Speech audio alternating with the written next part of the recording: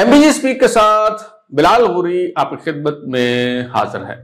आज जुमेरात का दिन है और तारीख है 31 अक्टूबर 2024 और अभी जब मैं ये व्लॉग रिकॉर्ड करवा रहा हूं तो रात के तकरीबन 11 बजे हैं। आज दो अहम तरीन और सुलगते हुए मौज़ूआत पर हम बात करेंगे। एक जो इशू है वो PIA से मुतल्लिका है। कौमी एयरलाइन PIA जो कभी कौमी वकार और फख्र की अलामत हुआ करती थी, आज सूरत हाल ये है कि कई महीनों की लगातार कोशिश के बावजूद उसे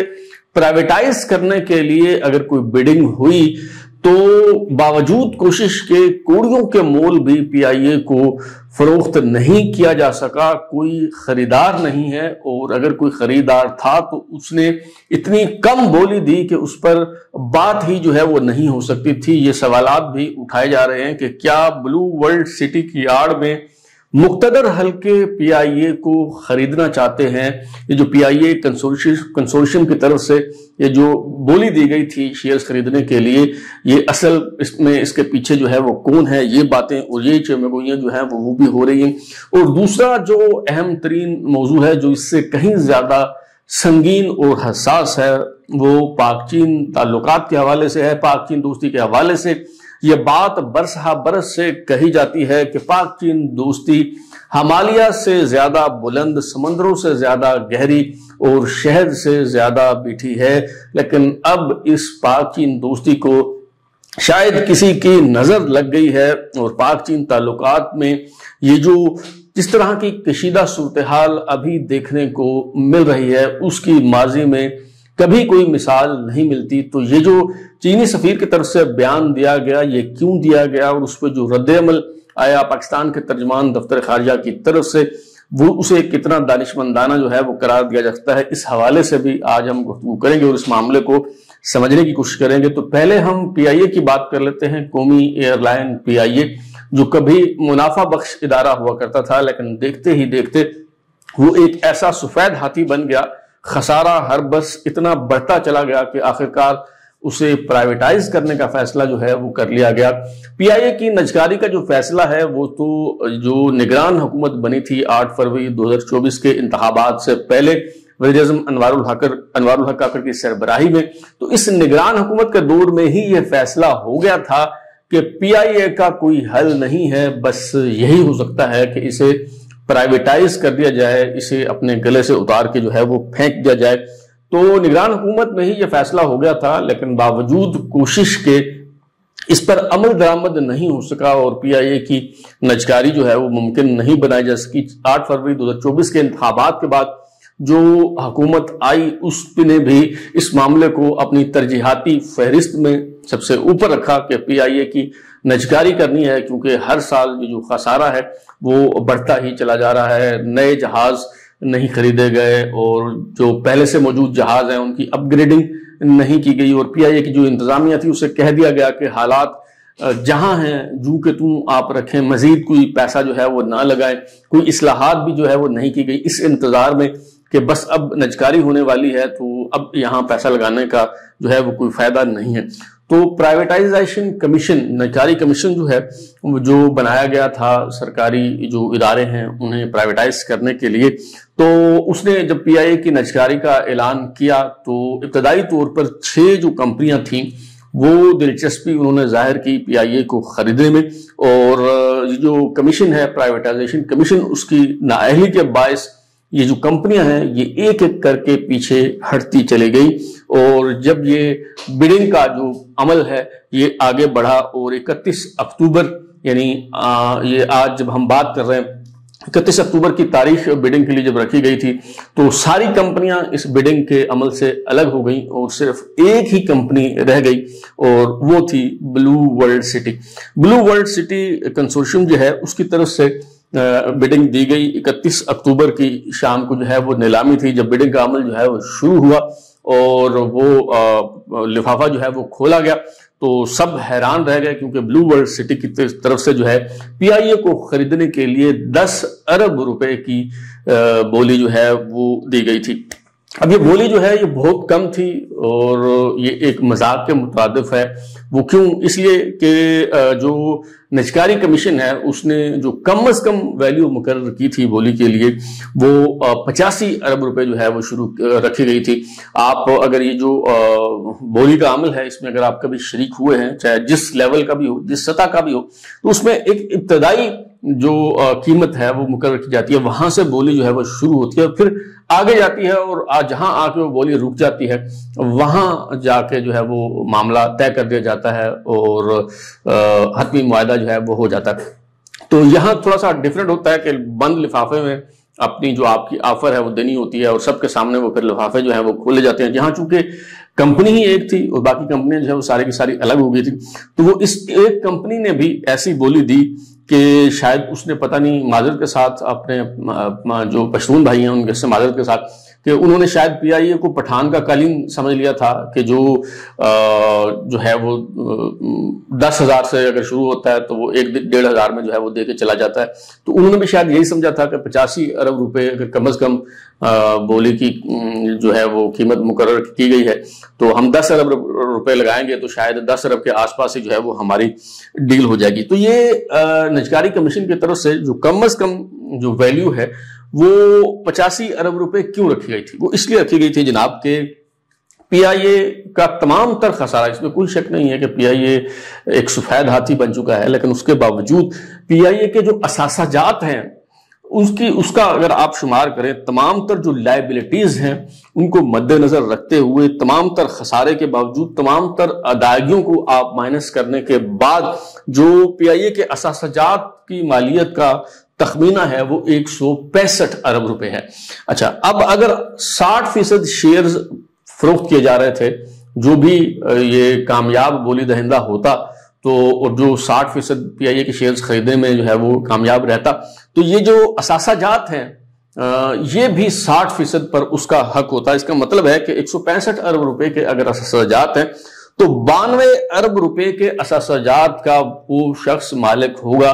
جو پی آئی اے کو خریدے گا۔ اس کے 60% جو ملکیتی حقوق ہے وہ جو شخص بھی خریدے گا۔ اب اگر بلو ورلڈ کنسورشیم نے اگر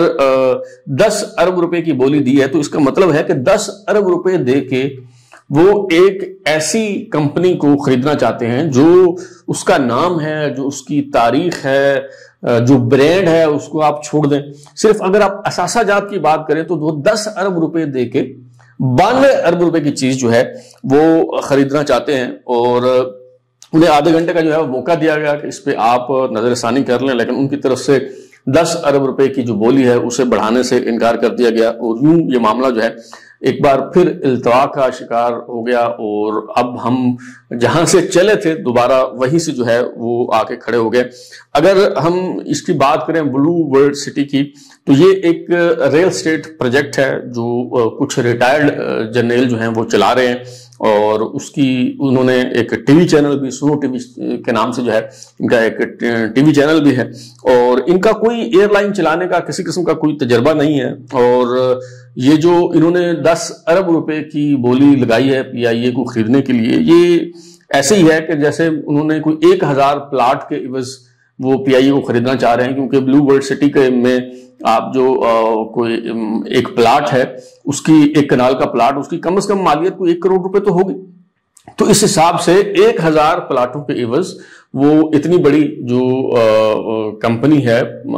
پی آئی اے اسے وہ خریدنا چاہتے ہیں۔ اور پی آئی اے کے جتنے جہاز ہیں میرے خیال میں جو پی آئی اے کے ماہرین ہیں وہ زیادہ بہتر انداز میں بتا سکتے ہیں، لیکن ایک عام آدمی کی حیثیت سے میری جو اسیسمنٹ ہے کہ شاید پی آئی اے کا جو ایک جہاز ہے یہ تو اس کے بھی پیسے نہیں ہیں، 10 ارب روپے جو ہیں، تو اتنے میں تو ایک جہاز بھی جو ہے وہ نہیں آتا، اور پتہ نہیں یہ انہوں نے جو ہے وہ کیا سمجھ لیا تھا، اور یہ صریحاً ناکامی ہے، نااہلی ہے پرائیویٹائزیشن کمیشن کی، اور پرائیویٹائزیشن کمیشن جو ہے اس کے مالک کون ہیں؟ جناب عبدالعلیم خان صاحب، جو کہ سما نیوز نیٹ ورک کے مالک ہیں، اور اگین وہ ریل اسٹیٹ ٹائکون بھی ہیں، ان کا جو اصل کاروبار ہے وہ ہاؤسنگ سوسائٹیز کا کاروبار ہے، ریل اسٹیٹ کا کاروبار ہے، اور یہ جو بلو ورلڈ سٹی والے ہیں یہ بھی ان کا جو اصل دھندا ہے وہ زمینوں کی خرید و فروخت ہے، ہاؤسنگ سوسائٹیاں جو ہیں یہ چلاتے ہیں۔ تو ان کا ایک نیکسس جو ہے وہ یہ کیا واردات ڈالنا چاہ رہے تھے، کیا کرنے جو ہے وہ جا رہے تھے، اور یہ واردات جو ہے وہ کیوں ناکام ہو گئی، اس پہ ہم پھر کبھی تفصیل سے جو ہے وہ بات کریں گے۔ سر دست میں اتنا کہوں گا کہ اگر یہ کمپرومائزڈ نہیں بھی ہیں، اگر یہ ملے ہوئے نہیں بھی ہیں، اگر انہوں نے کوئی سازش نہیں بھی کی، اگر انہوں نے کوئی واردات ڈالنے کی کوشش نہیں بھی کی، یعنی میں پرائیویٹائزیشن کمیشن کی بات کر رہا ہوں، اس کے چیئرمین کی بات کر رہا ہوں، تو بھی ان کی جو نااہلی ہے وہ عیاں ہے، کیونکہ یہ کسی بھی انٹرنیشنل فرم کو پی آئی اے خریدنے کے لیے راغب کرنے میں ناکام رہے، اور ایون جو پاکستان کے مقامی جو سرمایہ کار تھے 6 جو کمپنیاں ہیں وہ انٹرسٹڈ تھیں، اور ان کی نااہلی کی وجہ سے ایک ایک کر کے وہ کمپنیاں اس بیڈنگ کے پروسیس سے الگ ہو گئی، اور اب دوبارہ سے یہ جو ایفرٹ کرنا ہے یہ بڑا مشکل ہو جائے گا، کیونکہ جب یہ ایک دفعہ یہ بات اسٹیبلش ہو جاتی ہے، یہ پرسیپشن بن جاتی ہے کہ جی کوئی خریدار ہی نہیں ہے، تو پھر اس کے بعد وہ کوئی بھی کموڈٹی ہو اسے بیچنا جو ہے وہ بہت مشکل ہو جاتا ہے۔ تو جیسے شروع میں نے کہا کہ دوسرا جو اہم ترین معاملہ ہے جو اس سے کہیں زیادہ حساس ہے، اس سے کہیں زیادہ سنگین ہے، وہ پاک چین تعلقات کا معاملہ ہے، اور آپ نے سن ہی لیا ہوگا کہ چین کے سفیر نے کیا سٹیٹمنٹ دی، اور اس پہ ہمارے جو دفتر خارجہ کی ترجمان ہیں، خاتون ترجمان، انہوں نے جو ہے وہ کیا کہا۔ لیکن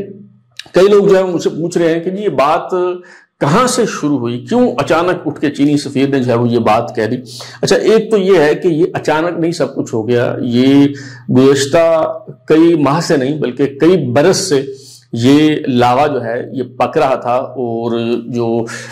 ہمارے دوست ملک ہے چین، اس کے حکومت کی طرف سے بار بار جو ہے وہ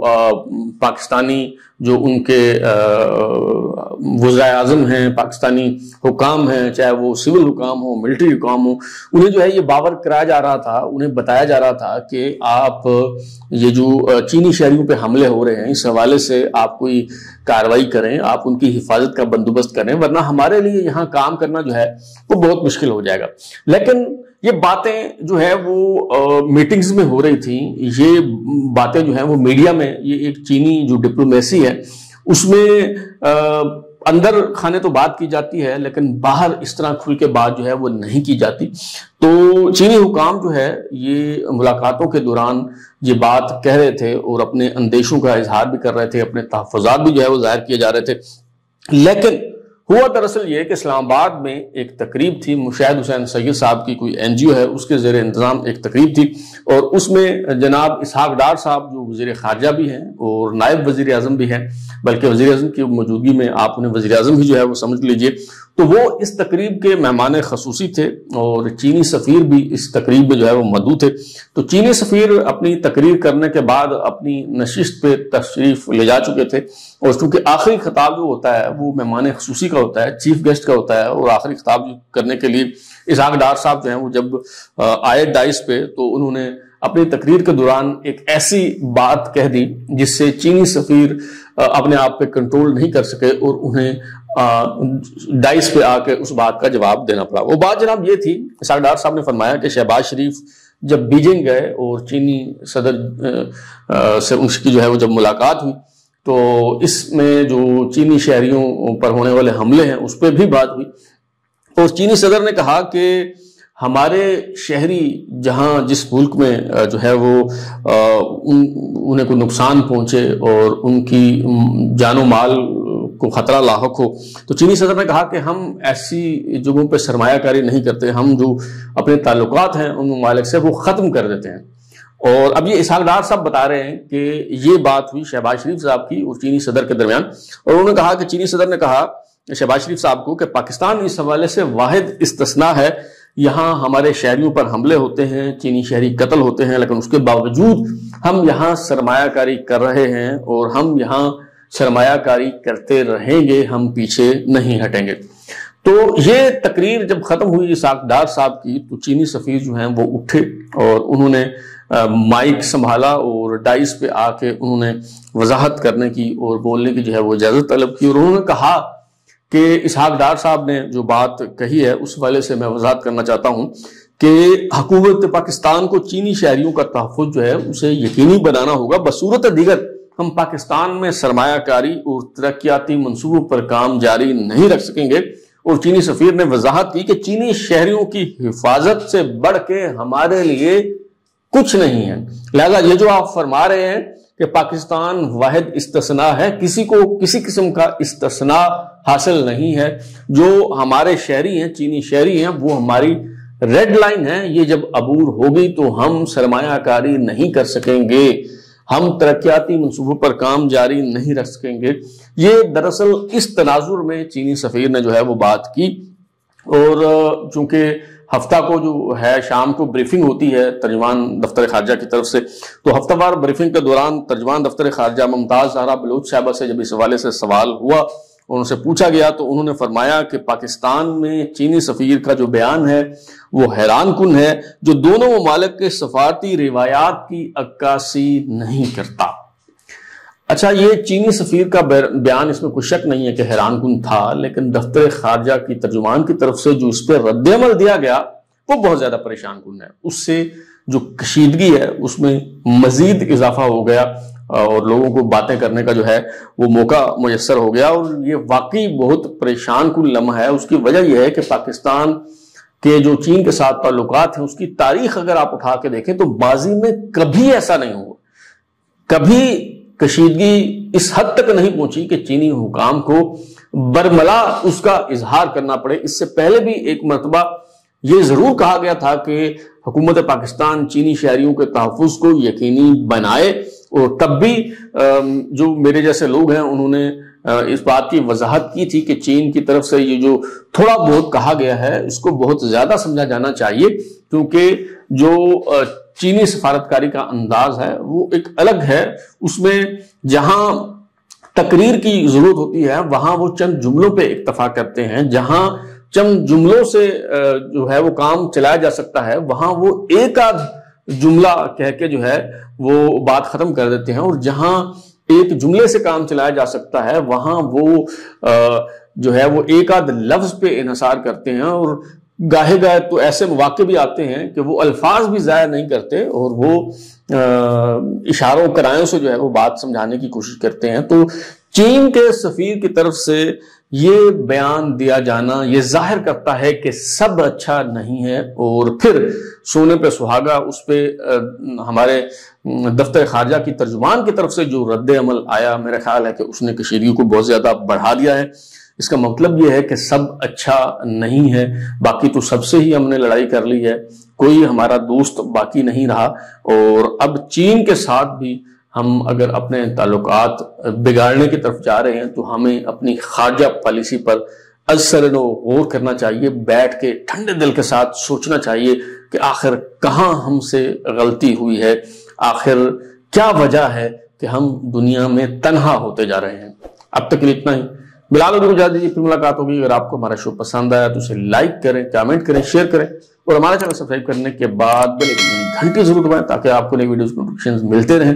بہت شکریہ۔